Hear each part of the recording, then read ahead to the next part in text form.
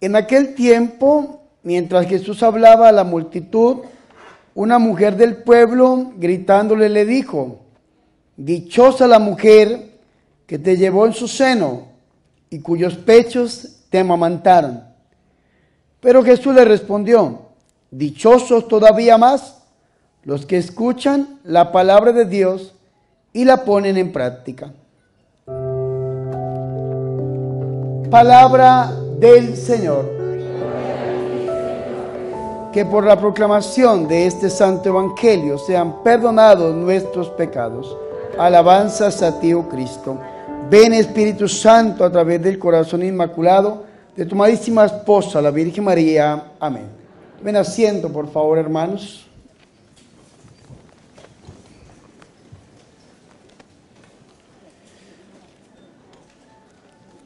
Vamos a poner los celulares en modo vibrador, silencio, por favor.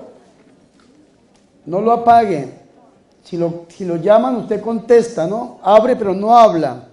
Usted abre, tal vez sea su esposo, yo estoy diciendo ¡adúltero! Y se convierta. ¿Sí? Pues no va a contestar porque es mala educación. Hablar en la misa es mala educación, pero póngalo en silencio para que no nos interrumpa, porque suena y imagínense que ponen unos ringtones bien interesantes, ¿no? Y hoy en día que Peso Pluma y que Peso Gallo y una cantidad de cosas que suenan, y suenan en plena misa, que él baila solo y una cantidad de cosas ahí, eso no se pone en la misa. Póngalo en vibrador en silencio, amén. Ave María Purísima. Dios te salve María, llena eres de gracia, el Señor es contigo. Bendita tú eres entre todas las mujeres y bendito es el fruto de tu vientre, Jesús.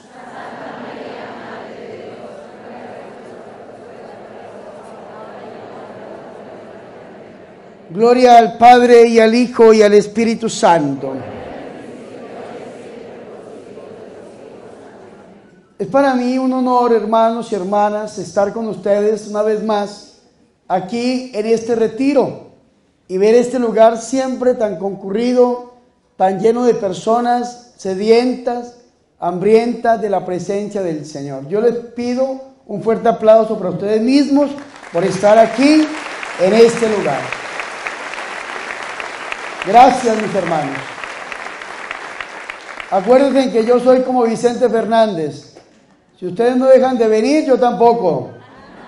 Si ustedes no dejan de aplaudir, yo sigo predicando. Amén. El siguiente retiro es el 10 y el 11 de febrero, si Dios nos da vida. Recuerden que celebramos a la Virgen de Lourdes. Yo cumplo años el 9 de febrero y celebramos el congreso 10 y 11 de febrero. Y ese día, si Dios nos da vida, vamos a entregar la edición especial de la Biblia, la edición del Nuevo Testamento de la Vulgata del año de 1825, entregándosela a todos ustedes para que lean la Sagrada Escritura. Mis hermanos y mis hermanas, la semana pasada, bueno, hace 15 días exactamente, partimos para Italia, para Europa, para los santuarios marianos. Fuimos a buscar a Jesús a través del corazón inmaculado de nuestra Madre Santa, la Santísima y la Purísima Virgen María. Y estuvimos en unos lugares muy bonitos, muy privilegiados. Póngale silencio a su celular, hágame el favor, póngale vibrador en el nombre del Señor para que no nos interrumpa la misa y la homilía. No lo apague, pero póngale vibrador, póngale silencio para que no suene el celular en este momento. Les estaba diciendo, fuimos a Europa, a los santuarios marianos, vivimos experiencias muy, pero muy bonitas. Dios nos dio la oportunidad de poder viajar y llegar a un país que se llama Bosnia-Herzegovina. Y allí en Bosnia-Herzegovina hay una manifestación de la Madre del Señor, decimos nosotros, de la Virgen María, que todavía está en proceso de investigación y de discernimiento por parte de la Iglesia Católica, que es Nuestra Señora de Medjugorje, o la Reina de la Paz. Después de que estuvimos visitando a la Virgen de Medjugorje, algunos días volamos, llegamos a Italia. Fuimos a un pueblo que se llama Montechiari, Italia, y a otro muy cerquita que se llama Fontanella, a visitar a nuestra Madre Santa bajo la vocación de la Rosa Mística, esa a la cual Dios me ha regalado un amor muy bonito por la Santísima Virgen María, bajo la vocación de la Rosa Mística. Y hay algunas personas que dicen, Padre, pero esa devoción de la Virgen no tiene permiso de la iglesia. Hay gente que dice, en estos días me decía un seminarista, no voy a decir de qué país ni de qué estado de Jalisco, pero me decía a mí un seminarista, Padre, en el seminario nos hicieron romper las imágenes de la Rosa Mística.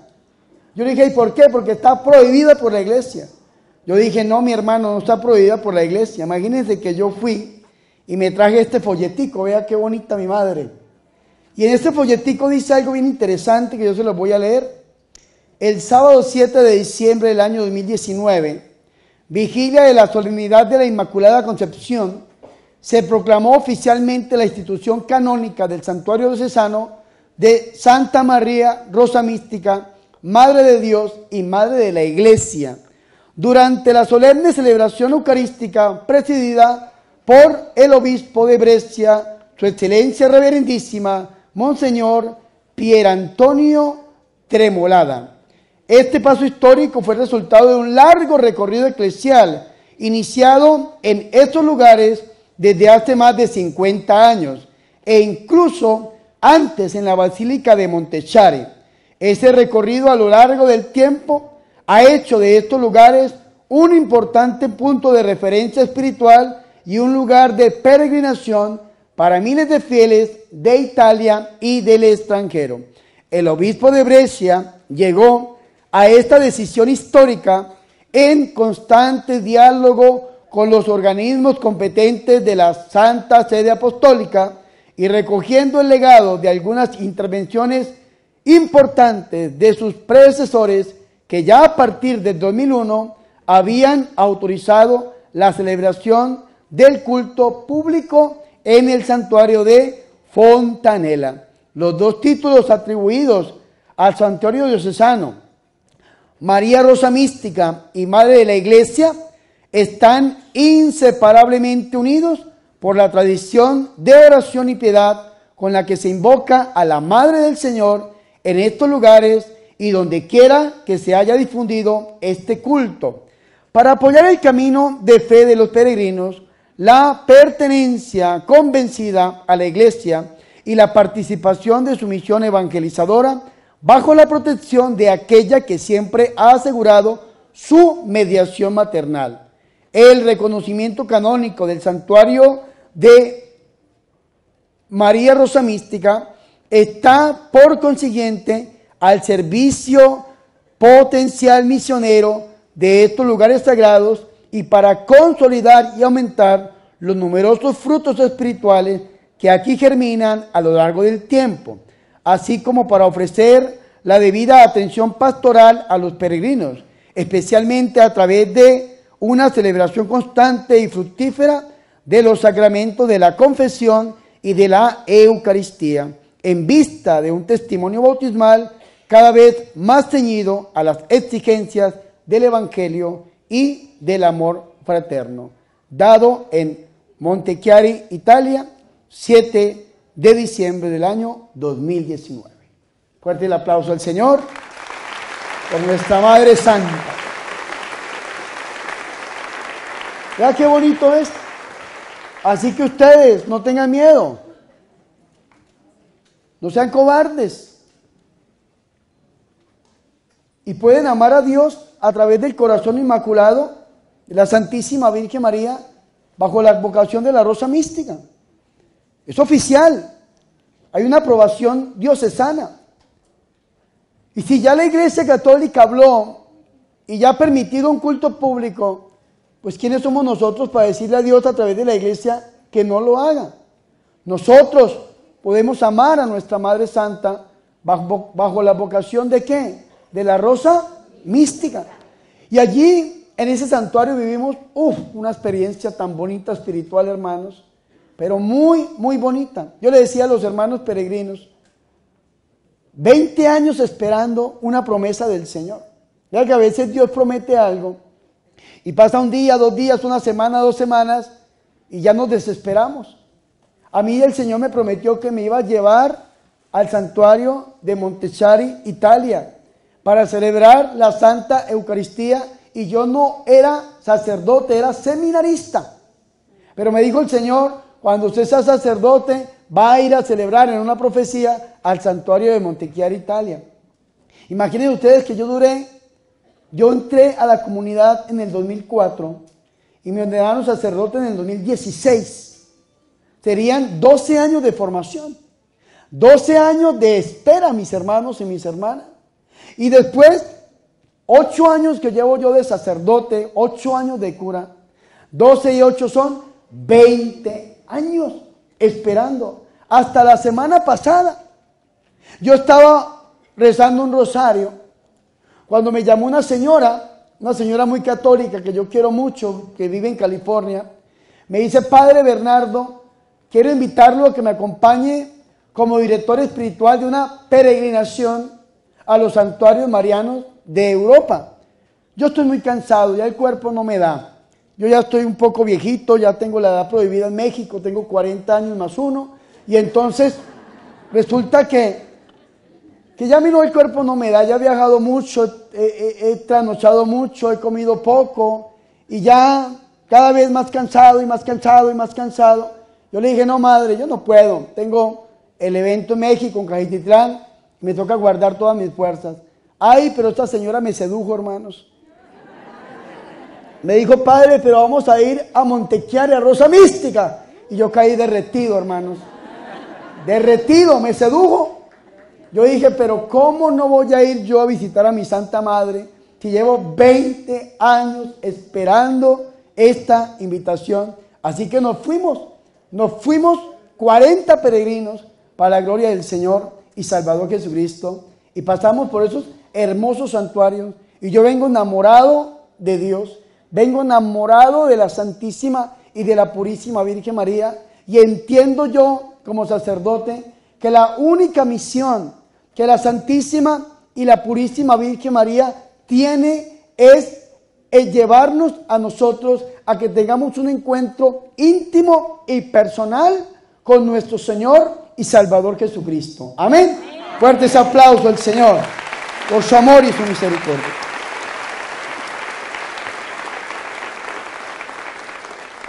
Y ahora vamos a entrar al Evangelio. Imagínense ustedes que cuando la Virgen María recibe el anuncio de parte de Dios Padre a través del ángel Gabriel, y el ángel Gabriel le pregunta a la Virgen María que si ella quiere ser la madre de Dios, la madre del Señor, la mamá del Hijo eterno de Dios, del único Hijo de Dios, pues la Virgen María dice que sí, como decimos nosotros los católicos, el sí de la Santísima Virgen María. Después la Virgen María va y visita a su prima Santa Isabel, e Isabel, cuando entra la Virgen María saluda a Isabel, y dice que cuando Isabel escuchó el saludo de la Virgen María, vino el Espíritu Santo sobre ella, y el niño brincó en su vientre y quedaron llenos del Espíritu Santo. E Isabel, Lucas capítulo 1 versículo 45, empieza a decirle alabanzas a la Virgen, empieza a alabar a la Virgen. Porque la pregunta fundamental es: ¿a la Virgen se puede alabar? Y la respuesta es sí. Lo que no se puede hacer es adorar, que es diferente. Solamente a Dios adoramos. Pero a la Virgen María sí se puede, ¿qué? Alabar. Si lo alaban a uno, hermano. Vea este ornamento tan bonito que me regaló este joven que está aquí. Yo le digo: hermano, qué bonito como usted fabrica estos ornamentos. Vea, qué bonito. Y entonces está uno, ¿qué? Alabando a alguien. O a veces gente que le dice: vea qué bonito predica usted, vea qué bonito habla usted, vea qué bonito usted reza el rosario, vea qué bonito. A mí cada ratico me dicen: ay, padre, esa nariz tan hermosa que usted tiene. Y yo, no sabe uno si es una alabanza o un insulto, pero lo están alabando a uno, ¿sí o no? Porque usted puede alabar a alguien, ¿sí o no? Sí. ¿Qué es la alabanza? ¿Qué es la alabanza? La alabanza es reconocer las cualidades de algo o de alguien. Esa es la alabanza. Reconocer las cualidades de algo o de alguien. Y nosotros reconocemos las cualidades de nuestra Madre Santa. Y entonces, al reconocer las cualidades de nuestra Madre Santa, de la Virgen María, un ejemplo en las letanías que nosotros rezamos a la Virgen son todas las cualidades de nuestra Madre Santa, que las reconocemos nosotros porque podemos alabar a la Santísima Virgen María. Se lo repito, no podemos adorarla. Si un católico adora a la Virgen María, comete un pecado de idolatría, porque la adoración solamente es ¿para quién? Para Dios. Y Dios es Padre, Hijo y Espíritu Santo. Pero a la Virgen María sí la podemos alabar. Le podemos reconocer sus cualidades. Y eso fue lo que hizo su prima Santa Isabel. Cuando sucedió este encuentro, entonces dice Lucas capítulo 1, versículo 45, que dijo Isabel: feliz la que ha creído que se cumplirán las palabras que fueron dichas de parte del Señor. Lucas 1:45. Feliz la que ha creído las palabras que fueron dichas de parte del Señor. Y en ese momento, ¿qué hace la Virgen María? Vean que la Virgen María es mujer humilde. Y entonces la Virgen María, cuando recibe esa alabanza, la Virgen María se hace a un lado. Ella se hace a un lado, voltea a ver a Dios y empieza a componer un salmo. Empieza la Virgen a alabar a Dios. Es lo que nosotros llamamos el Magnificat, que está en la Biblia. Lucas capítulo 1, versículo 46 al 56. A mí me pasó algo extraordinariamente hermoso en Nueva York. Yo estaba predicando en Manhattan y en el lugar donde estaba predicando llegó un pastor evangélico, un hombre puertorriqueño, me acuerdo mucho, y él llegó para que yo le orara, le hiciera una oración, muy humilde el pastor. Me dijo: padre, me han hablado de usted y yo quiero que usted me ore. Como él me dijo mi padre, yo le dije: claro que sí, pastor, vamos a orarle. Y entonces él se sentó y yo le fui a poner las manos y el pastor me dice: padre, óreme con la Biblia. Ah, bueno, pues yo no le entendí, yo agarré mi Biblia y se la puse en la cabeza. Sí, fue lo que entendí, ¿no?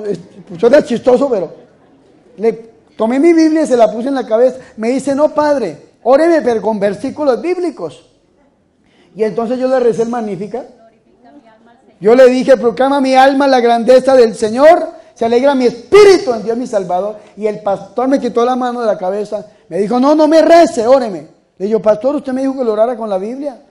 Y son 10 versículos bíblicos que tenemos. Me dijo: esta oración católica no existe en la Biblia. Le digo: saque su Biblia, pastor. Sacó la Biblia, hermanos, abrió la Biblia, puso los ojos en Lucas 1:45 y ese pastor hizo como las gallinas de mi granja, así. Así es. Uy, hermanos, vea, se le abrió la mente. Dijo: padre, yo he pasado por la Biblia muchas veces y yo no había leído esto. Le dije yo: ¿y sabe quién le hizo el mejor comentario del Magnificat en la historia de la iglesia? Martín Lutero, su papá. El comentario más bonito, dicen los biblistas y los teólogos, que se le ha hecho a esta oración al Magnificat, la hizo Martín Lutero, que es el padre de los hermanos separados. Y ojalá la buscaran y la leyeran. Le habla a la Virgen y la llama Madre de Dios y la llama Virgen María.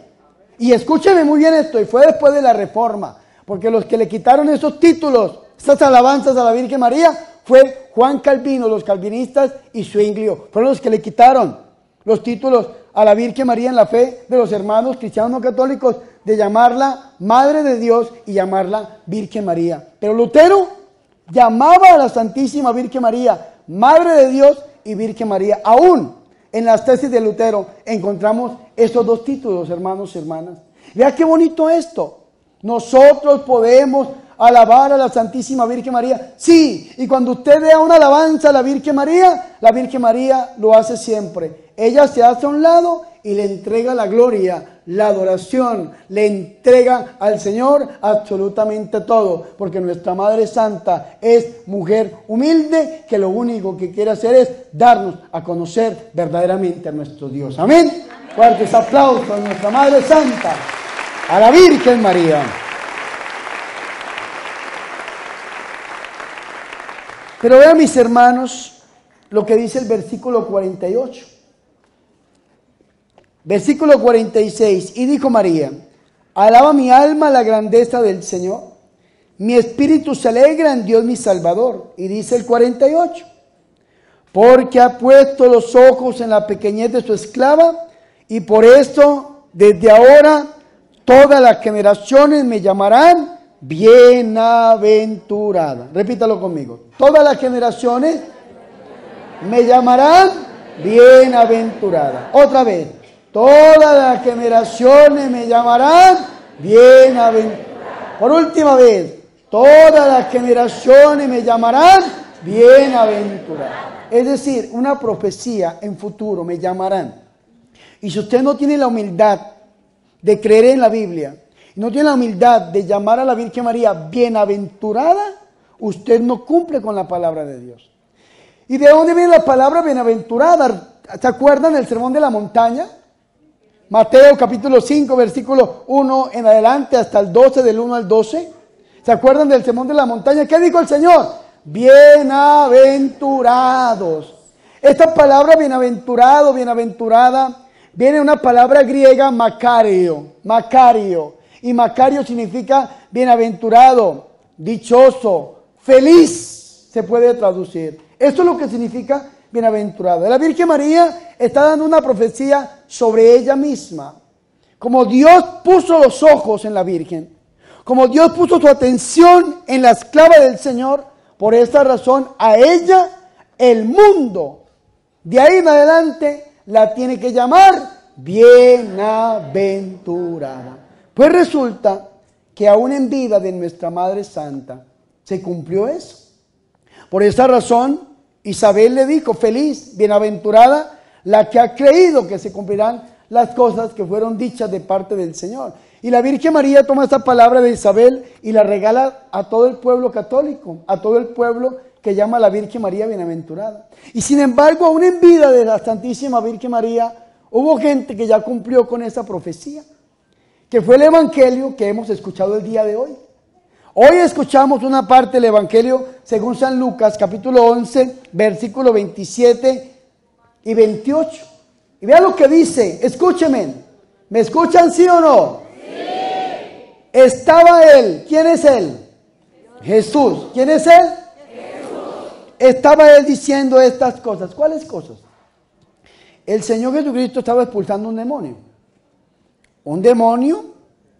Y entonces apenas salió el demonio, habló el mudo y la gente quedó admirada. Pero los enemigos de Jesús decían que el Señor expulsaba a los demonios con el poder del príncipe de los demonios, Belzebú, que Dios lo ate y lo reprenda.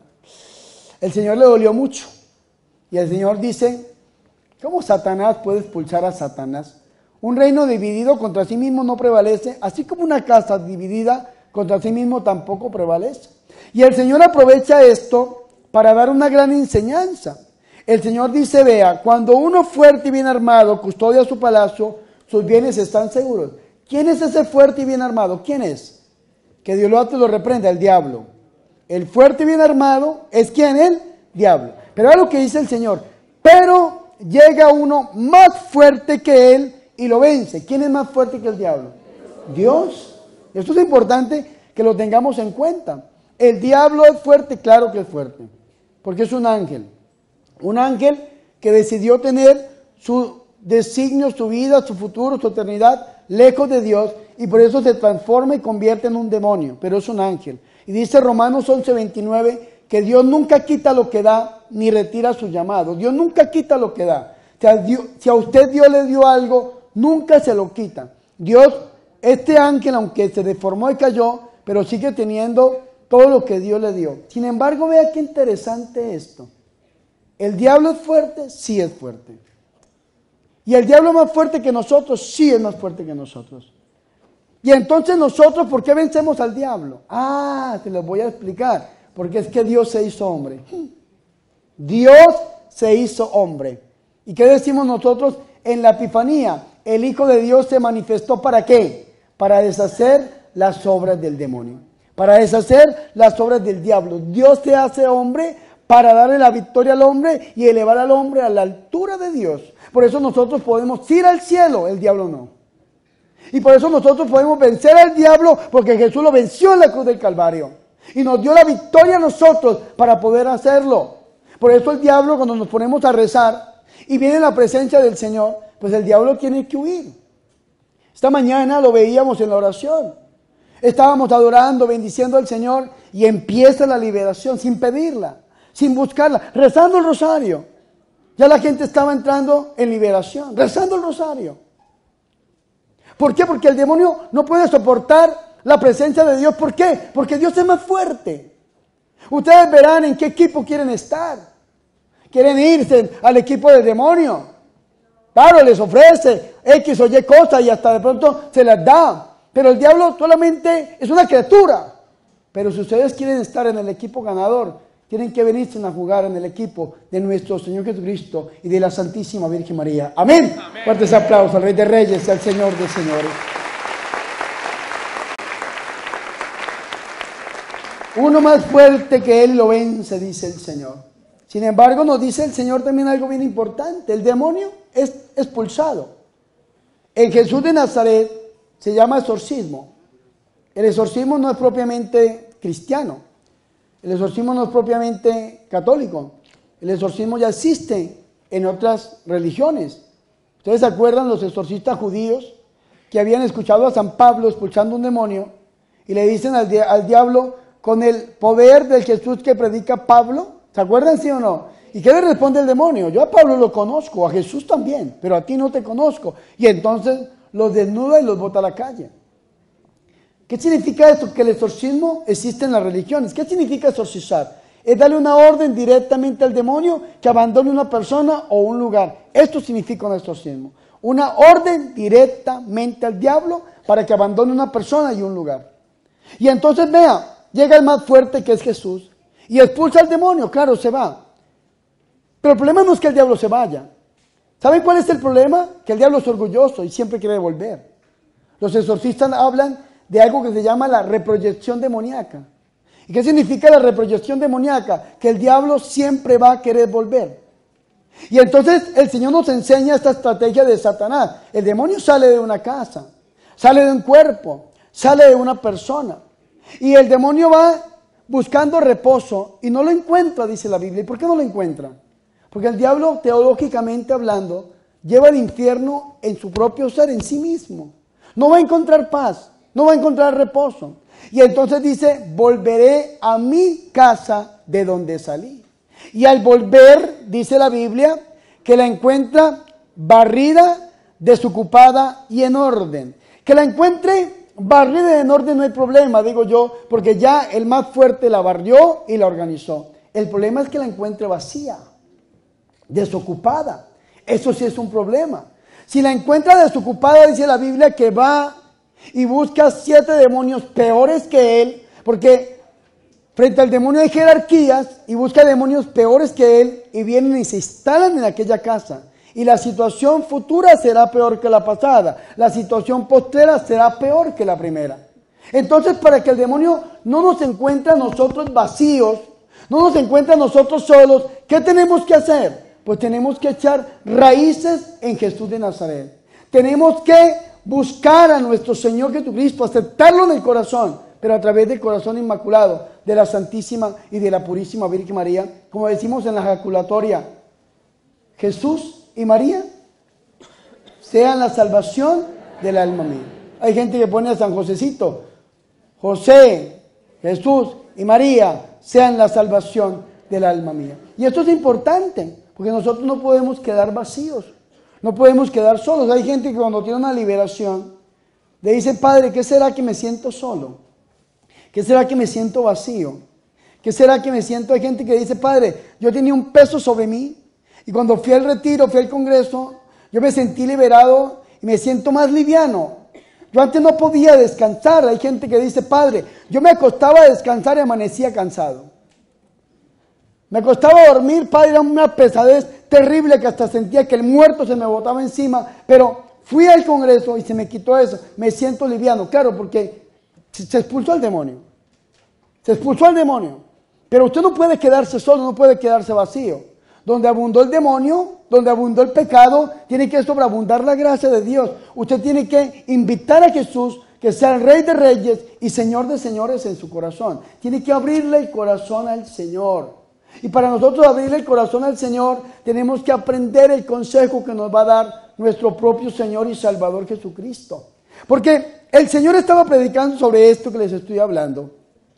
Expulsó un demonio, los enemigos lo calumniaron, el Señor enseñó que Él era el más fuerte, pero que el demonio siempre quiere volver. Y dice, vea, estaba Él diciendo estas cosas, cuando alzó la voz una mujer entre la gente y le dijo, una mujer gritó.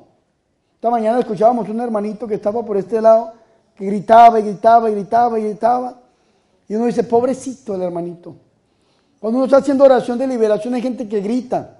En este caso una mujer gritó, pero gritó una alabanza. Vea qué bonito. A los carismáticos a veces nos dicen como al ciego de Jericó, cállate, no grites más.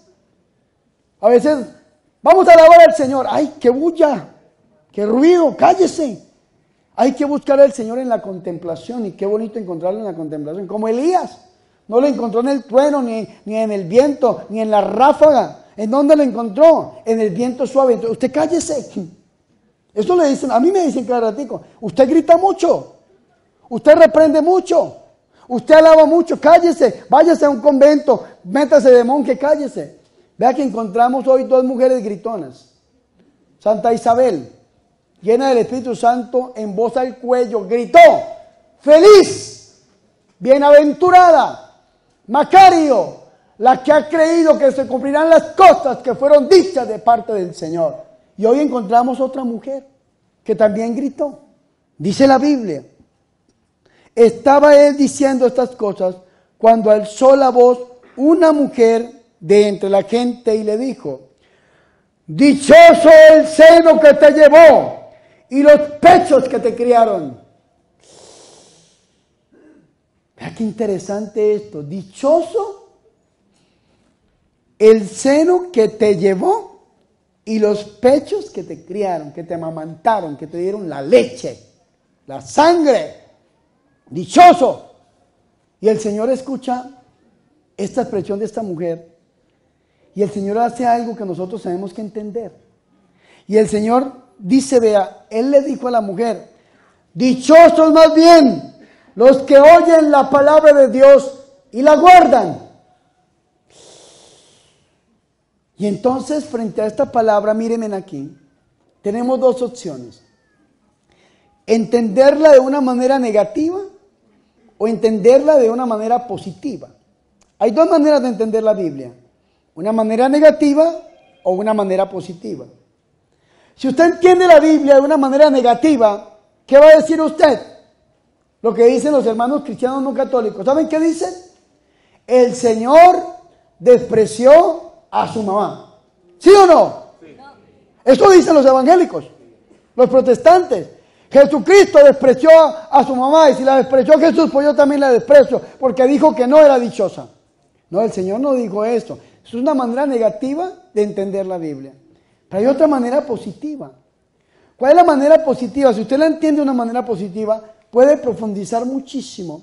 Y si usted la entiende de una manera positiva, lo que el Señor está haciendo, escúcheme muy bien, es tomando la palabra de Santa Isabel, que le dijo a la Virgen María, feliz, tú que has creído que se cumplirán las cosas que fueron dichas por parte del Señor. Escúcheme muy bien, que se está cumpliendo la profecía de la Virgen en Lucas 1:48, que dijo que la llamarán bienaventurada a todas las generaciones, en esta mujer que está gritando, y esta profecía que se cumple, el Señor se la está dando a todo aquel que quiera escuchar la palabra del Señor y cumplirla. ¡Wow! ¿Sí lo habían pensado así? No. ¿Sí me hago entender o no? Está lanzando la profecía para todo el mundo. Y usted puede cumplir hoy esta profecía. El Señor no está despreciando a la Virgen. El Señor lo que está diciendo es, dichoso más bien, dice el Señor, el que oye o los que oyen la palabra de Dios y la guardan. Y entonces San Agustín se pregunta, ¿por qué la Virgen María fue madre de Dios? ¿Por qué la Virgen María llegó a ser la madre del Señor? Porque fue la primera que escuchó la palabra de Dios y creyó. Lucas 1:45, feliz tú que has creído, creyó. Que se cumplirían, ¿qué? ¿Las qué? Palabras que te fueron dichas de parte del Señor. ¿Quién se las dijo? El ángel, pero no eran palabras del ángel, eran palabras del Padre. Era un mensajero el ángel. Y la Virgen creyó, y al creer, dice San Agustín, que la Virgen María, antes de concebir al Señor en su vientre, ya lo había concebido en su corazón, porque la Virgen María es mujer de fe. Lo que el Señor está diciendo es que la primera que escuchó y creyó la palabra de Dios, y por eso es madre del Señor, y por eso es bienaventurada, y por eso es dichosa, fue precisamente ella, la Santísima, Purísima y Castísima Virgen María, Madre de Dios, para la cual pido hoy un fuerte aplauso. Aleluya.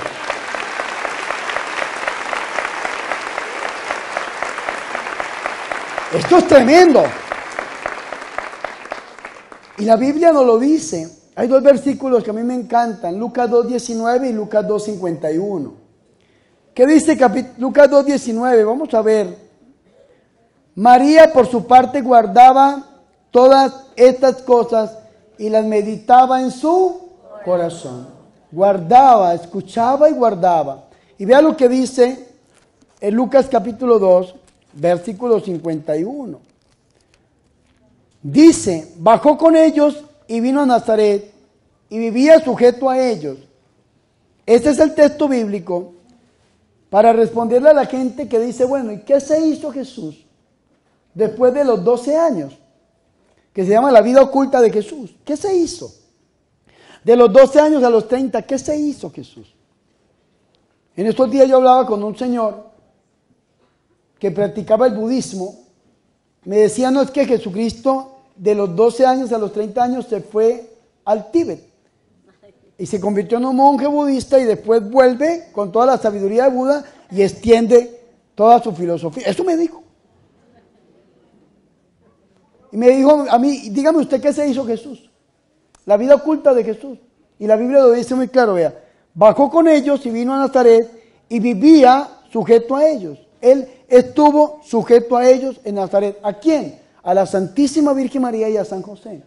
Vivía practicando una profesión. ¿Cómo se llama la profesión que tenía San José y que le enseñó a nuestro Señor Jesucristo? ¿Cómo se llama? Pero en griego se dice tectón. Tectón, hay un canal católico muy famoso, tectón, de un español. Así se dice la profesión de San José que le comunicó a nuestro Señor Jesucristo. El tectón. ¿Y qué significa? Carpintero, albañil, ornamentador, se puede traducir también. Pero vea qué interesante, lo más cercano es carpintero.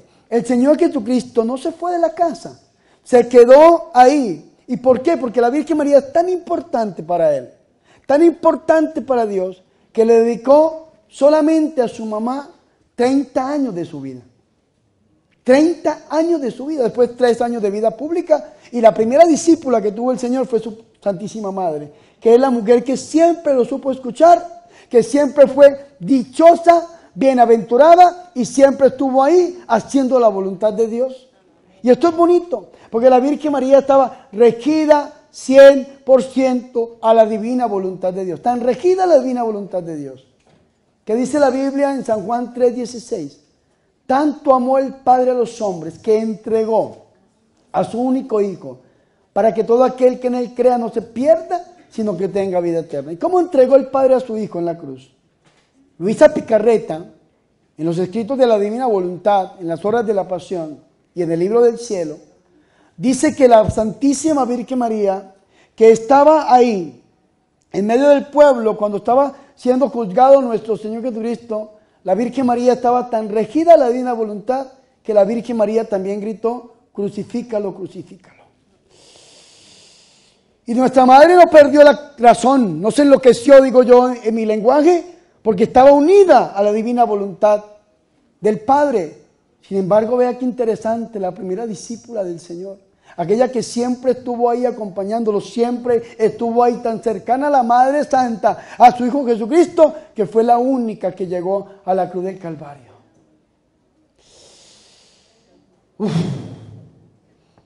La Santísima y la Purísima Virgen María es mujer dichosa. Y nosotros tenemos que unirnos a esta profecía y tenemos que llamarla hoy también con todas las generaciones, bienaventurada, amada, feliz, dichosa y más dichoso yo, porque tú eres mi madre. Amén. Fuertes aplausos al Señor y a la Santísima Virgen María.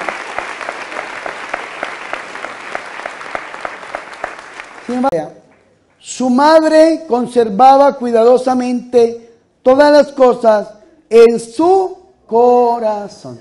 Guardaba, conservaba. Del griego dijo el Papa Benedicto XVI, symbalium, mantener unidas todos los acontecimientos, todas las cosas en la mente y en el corazón. ¿Cuántos de nosotros guardamos cosas en la mente?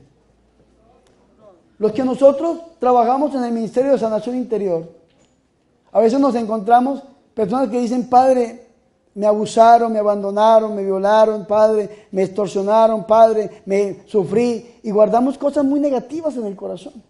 Y a veces son tantas las cosas negativas que guardamos en la mente y en el corazón, que hay gente que quiere quitarse la vida, o hacerse daño, o hacerle daño a los demás, porque guardamos cosas malas en el corazón. Qué bonito es aprender de la Virgen. ¿Y saben qué tenemos que guardar en el corazón? La palabra de Dios, la palabra que Dios nos dice. Y si usted guarda la palabra de Dios, la escucha, la guarda, la cumple, usted también es bienaventurado, también es dichoso, porque usted es hijo de la Santísima Virgen María. Y usted tiene que, como hijo de la Santísima Virgen María, pues vivir como vivió ella. Y cuando usted vive como vivió ella, usted se puede llamar, escúcheme muy bien, mírenme aquí, consagrado. Consagrado a Dios a través del corazón inmaculado de la Santísima Virgen María. ¿Y qué significa ser consagrado? Ser consagrado significa ser imitador de. Imitador de. Si usted se llama consagrado a Dios a través de la Virgen, tiene que ser un imitador de la Virgen. Vivir como ella vivió. Hacer lo que ella hizo. Llegar hasta donde ella llegó. ¿Y en dónde está la Virgen? En el cielo. Si usted quiere ser un imitador, un consagrado a la Virgen, tiene que vivir en esta vida siendo discípulo de Jesús, escuchando su palabra, guardándola en el corazón, creyendo en su palabra, cumpliendo su palabra. Pero tiene que llegar al cielo. Si usted no llega al cielo, hermano, usted no es un imitador de la Virgen, usted no es un consagrado. ¿Me hago entender o no? Feliz, dichoso, bienaventurado, Macario, todos los que oyen la palabra y la cumplen y la guardan, dice la Biblia, Jerusalén. Ojalá que nosotros hoy escuchemos esa palabra y no se nos quede solamente a nivel mental, sino que baje al corazón para que se haga vida en nuestra vida. Gloria al Padre y al Hijo y al Espíritu Santo. Gloria al Padre y al Hijo y al Espíritu Santo. Gloria al Padre y al Hijo y al Espíritu Santo.